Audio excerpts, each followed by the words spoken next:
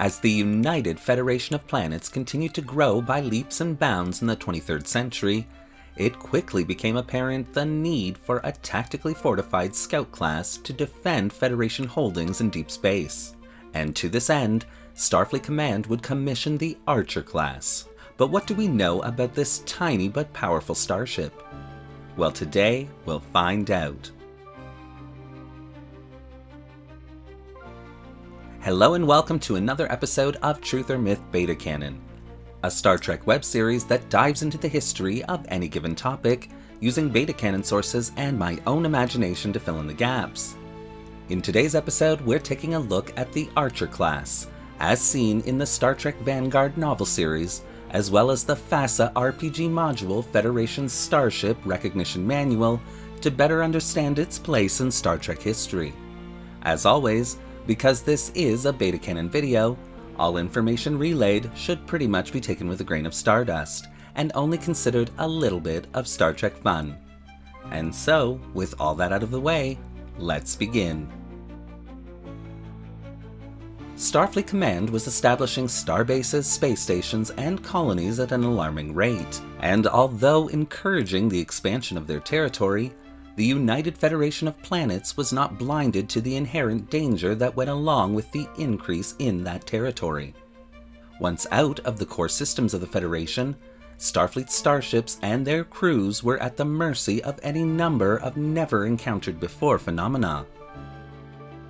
Giant space amoebas, century-old sleeper ships, and even some of their own starships would present significant risk to life and limb of any starship or facility in the outer reaches. Starfleet had developed many starship classes in an attempt to address these concerns. In fact, an entire new era of starship designs had led the two organizations during the mid-23rd century, but that still wasn't enough. The problem with these starship classes wasn't in their capabilities, but rather their availability. Starfleet was still in the process of building up its fleet after the First Klingon War, which began with the Battle of the Binary Stars. As a result, Starfleet Command was often spread quite thin. What Starfleet needed was a small, fast, and powerful starship design, which could be easily built and deployed to defend any Starfleet and Federation facilities within the Alpha and Beta quadrants, and set a special team within Starfleet's Corps of Engineers to make that goal a reality. And in 2263, the Archer class would be born. Sitting at a length of 45 meters and a width of 22.5 meters, the Archer class would be designed to be operated by only a crew of 14 officers and crew members. The Archer class was named after the famous 22nd century explorer and 4th President of the United Federation of Planets, Jonathan Archer.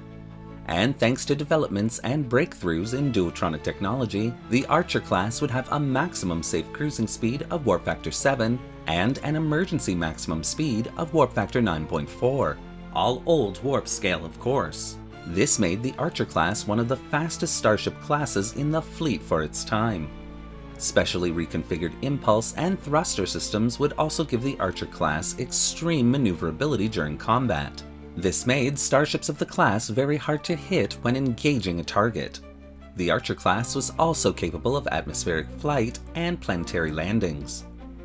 Small and quite cramped for a starship, the Archer class nevertheless packed quite a punch, with phaser strength and ability comparable to that of the Saladin destroyer.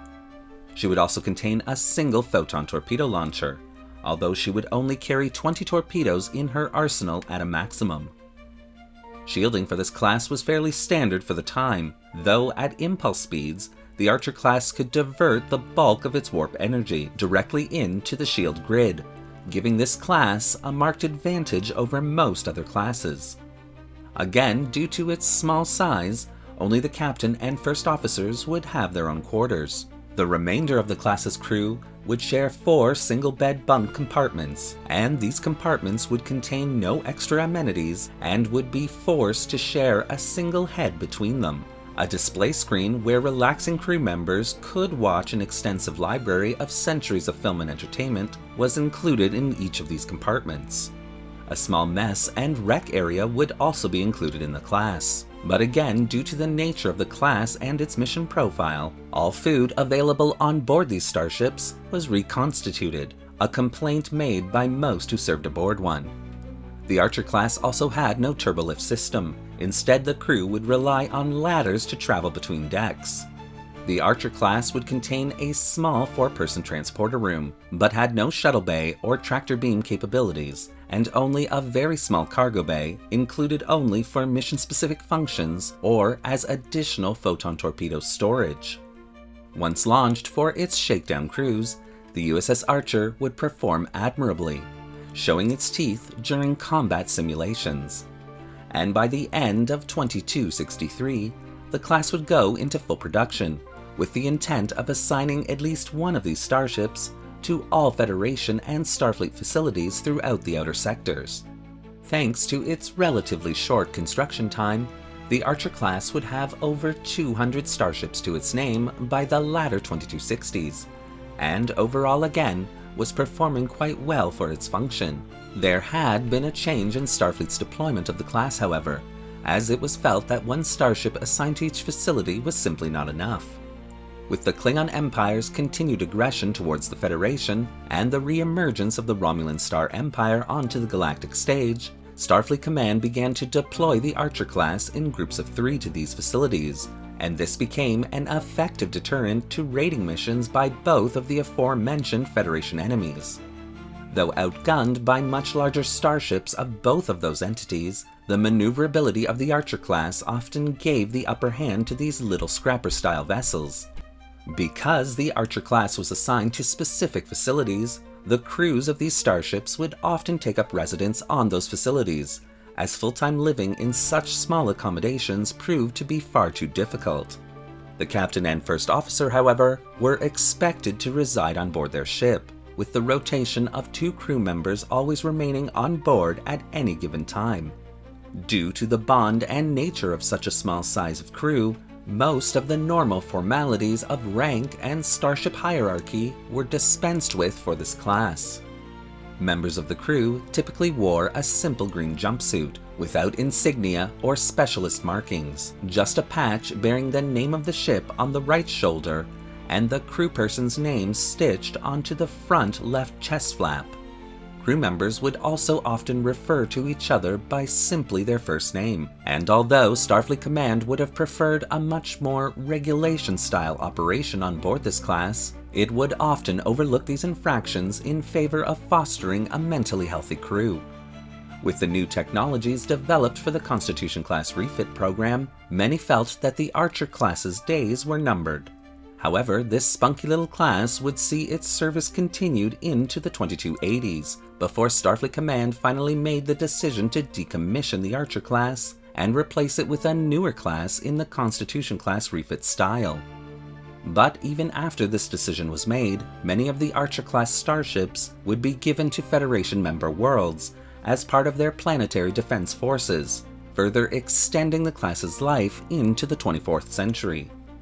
And although small and quite cramped, the Archer class would become somewhat of a hero class to many cadets joining Starfleet, with many of them dreaming of what it must have been like serving aboard one of these starships and being called to lay down their lives in the display of Starfleet heroics in the best tradition of the fleet.